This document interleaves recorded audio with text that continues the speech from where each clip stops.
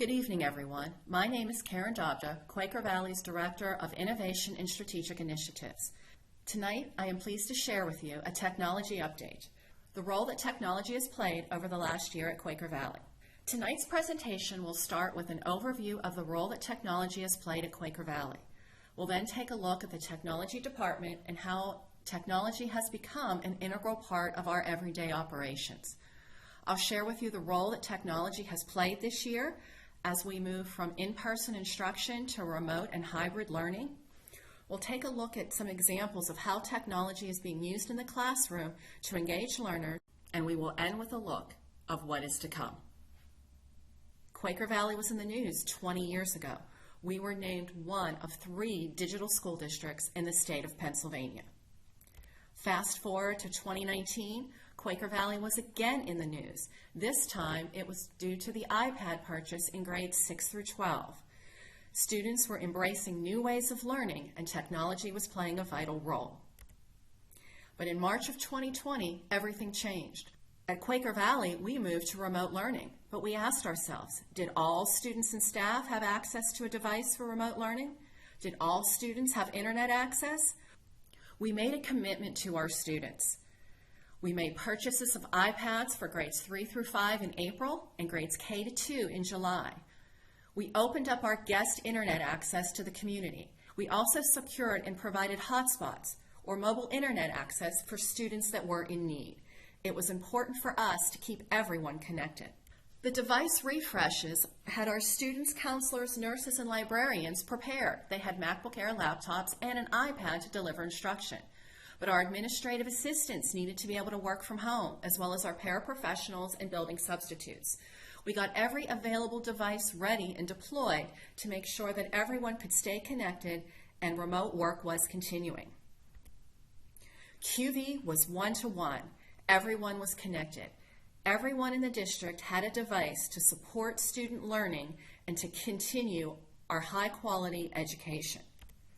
For us at Quaker Valley, digital equity was about creating equitable access to learning for all students.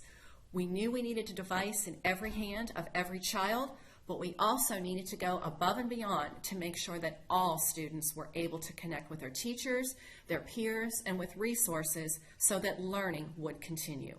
Learning was our priority. So how does this happen? Well, it starts with an IT department that recognizes that the role of technology is vital in everyday operations. Recognizing that providing internet services, audiovisual support, hardware repairs, keeping our servers up and running, looking at our cloud-based services, and providing support for daily operations within the district, whether point-of-sale services in the cafeteria, our financial and purchasing systems, resources to keep our kids learning. It's our IT department that keeps things moving behind the scenes. But how do we manage so many devices out in the hands of our students and our staff? Fortunately for us, we had a mobile device management system. Remotely, we were able to install or remove apps, update iOS. We also had a self-service app portal that allowed students and staff access to district-approved electronic resources. But outside of our IT staff, we also had some very important people that kept things moving. These were our building-based tech specialists. They are the boots on the ground. They support students, teachers, and parents with just-in-time technology support. At the high school, we also have a peer help desk. These students have an interest in technology and an interest in going above and beyond to help each other. They share reminders in Schoology about how to spring forward, resolve simple tech issues. They put out daily reminders and daily tips about what to do. Our district is also very fortunate to have technology coaches or instructional technology specialists. These individuals are the vital connection between our tech staff and our teachers. They plan and deliver technology professional development that helps our teachers make those connections, whether in face-to-face or in remote learning sessions. They provide that professional development that helps our staff become technology literate. That means they have the skills and the confidence, and they know what resource and when to use it to be able to engage students in meaningful activities. Let's take a look at how this professional development is delivered. To meet the needs of our teachers, we offer synchronous professional development. It's delivered via Zoom. Within each of our professional development, we always talk about the why, and we always leave our sessions with some examples of how this can be incorporated into everyday lesson. We also provide asynchronous professional development. We know we have a lot of staff that likes to work at home in the evening or on the weekends, and they like to go back and watch that video or look at that resource just one more time on their own time. Here's an example of how professional development is delivered asynchronously. Welcome to the first training on Notability. This training is designed in a format similar to face-to-face training. To get the most out of this training session, I strongly encourage you to pause the recording and use the Notability app on your iPad often.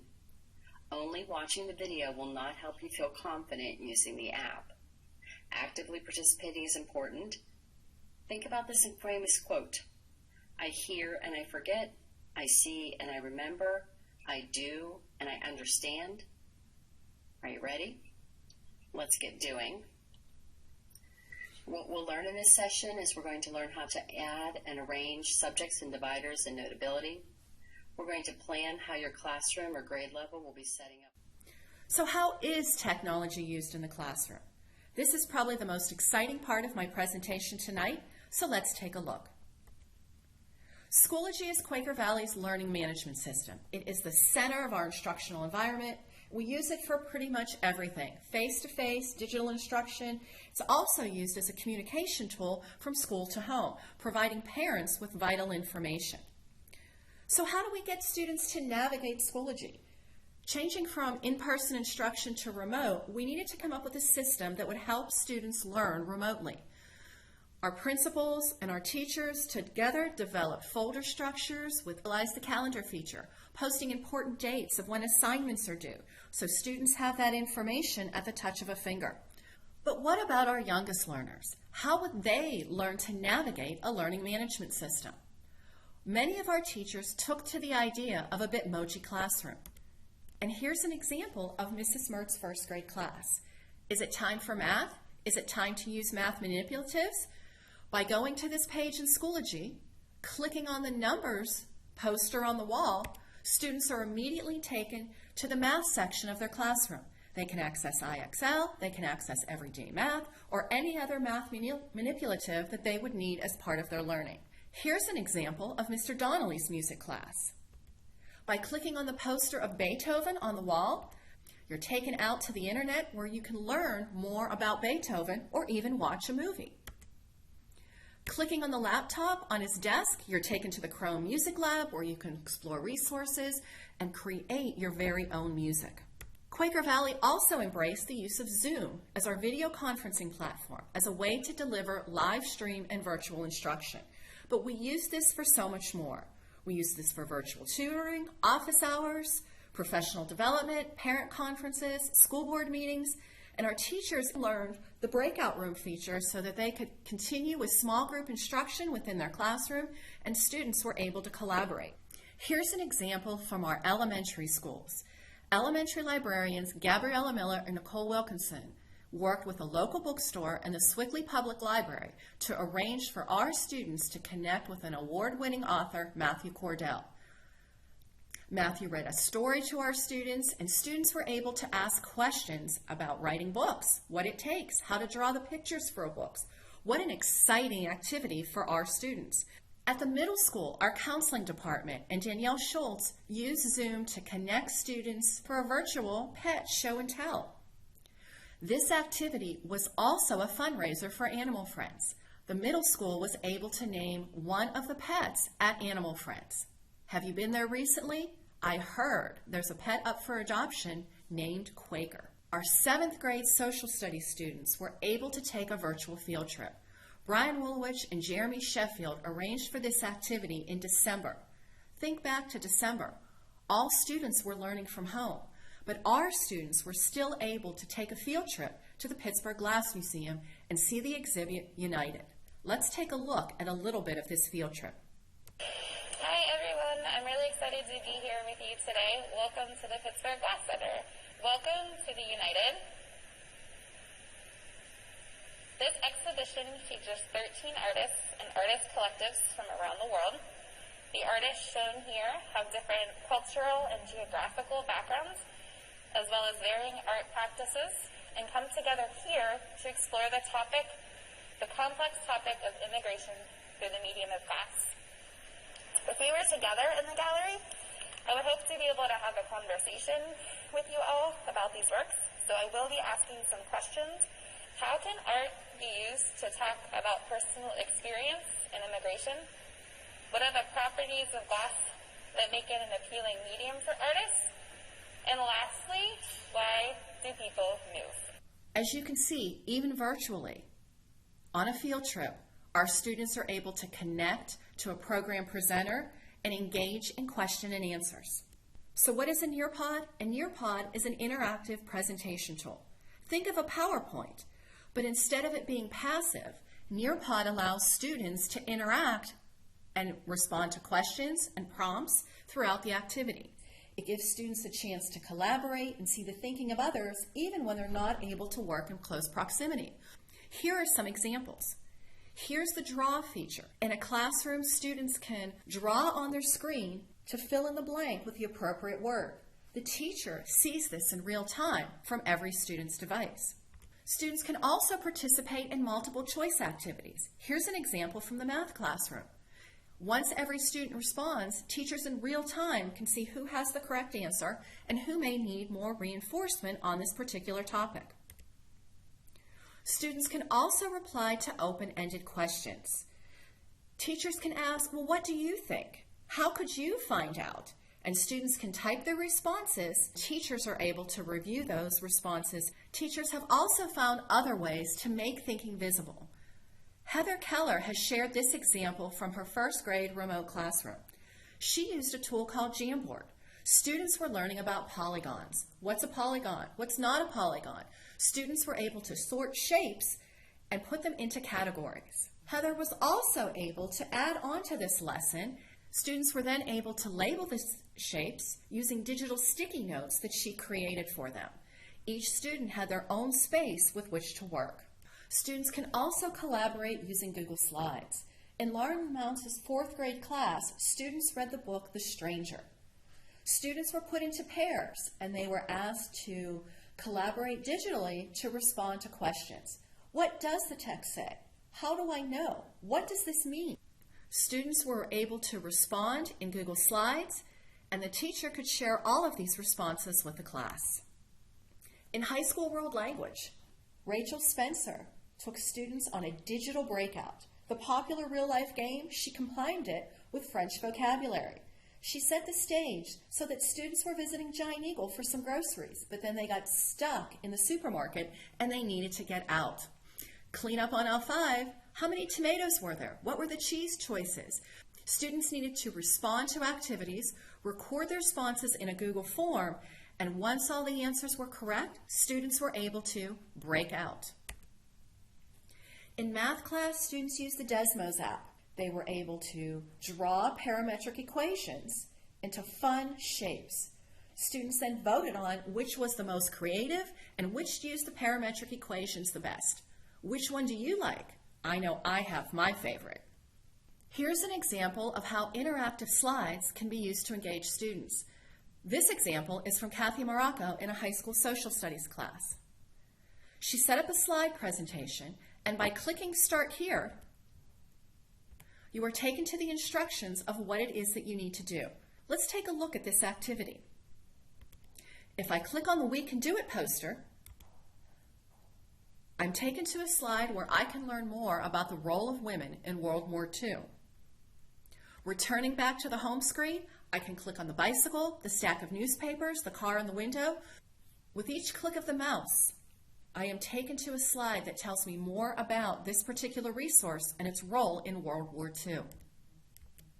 In high school English language arts, students are encouraged to select their own topic about a social issue in America. This process utilizes Noodle tools for research, the voice memos, and the GarageBand app. Mark Duchin encourages his students to submit their podcast to a New York Times podcast contest. In Julie Kaufman's Ethic and Science courses, students are also making recordings and making presentations or TED Talks. Students are able to pick a topic related to the environment and present both sides of a story. Students use Google Slides, students use a tool called Noom or screen recording on their iPad to share these presentations with the rest of their class. In 7th grade Family and Consumer Science, Sherry Missiano and Tom Forrest co-planned this activity. Students are asked to listen to a Planet Money podcast about food trucks. What kind of food truck would you want to open? Where would you park it? What type of food truck do you think would be the best? Let's take a closer look into this activity. Everyone loves a food truck. I mean, we work here in Midtown Manhattan at the Planet Money Studios, and we depend on them for our fast, quick lunch. And the amazing thing about a food truck is it seems sort of this infinite potential, right? You stand in one place, and this amazing variety of foods can come to you. Let's listen to some of the responses from students. What kind of food truck would they have, and where would they park it? If I had a food truck, I would park it in a nice neighborhood and sell baked goods. I would do this especially around the holidays. That way, people in the neighborhood could buy each other pastries. In kindergarten, students are also engaged with technology. In Keller Millie's class, students had Superhero Wednesday. They're able to complete activities asynchronously on their iPad. So what is Superhero Wednesday? Let's take a look. Students engage in word building. On their iPads, they're able to fill in the missing letter in each of these words. In 5th grade, Mr. Galuska's students learn about the Revolutionary War. They're asked to create a movie trailer using iMovie. Students use resources from Discovery Education and Pebble Go. They research a topic, complete a rough draft, and then they create a movie trailer. Here's one movie trailer from this project as students learn more about individuals that played a vital role in the Revolutionary War.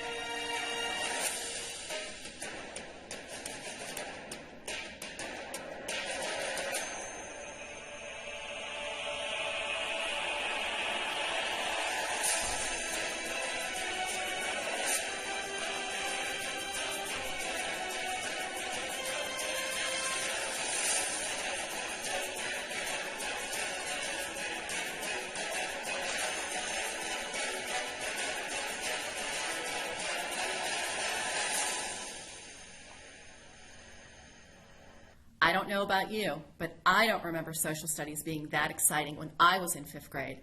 I want to learn more about Sybil and this journey during the Revolutionary War. Our students in 1st grade are now writing their own books.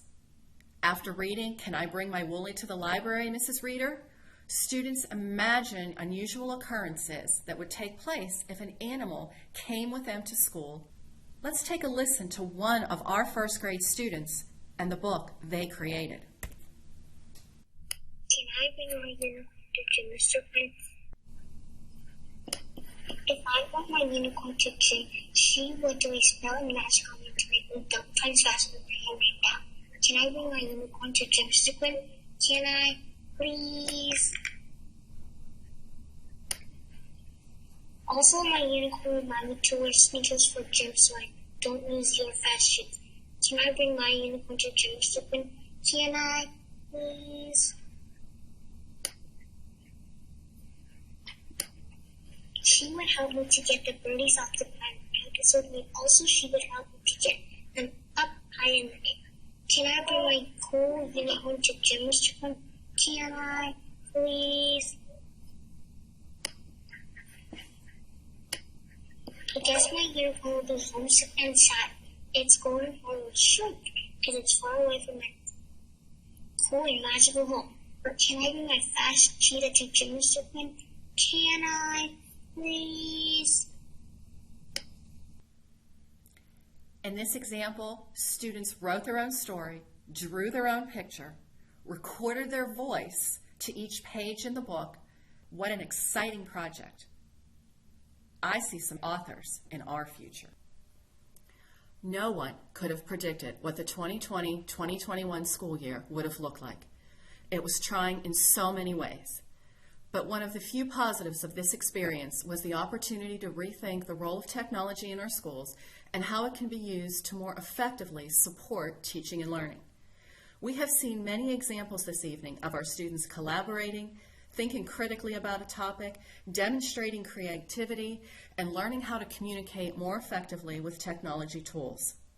This is only just the beginning. There are more great things to come as Quaker Valley continues to educate and empower all learners to design their best future.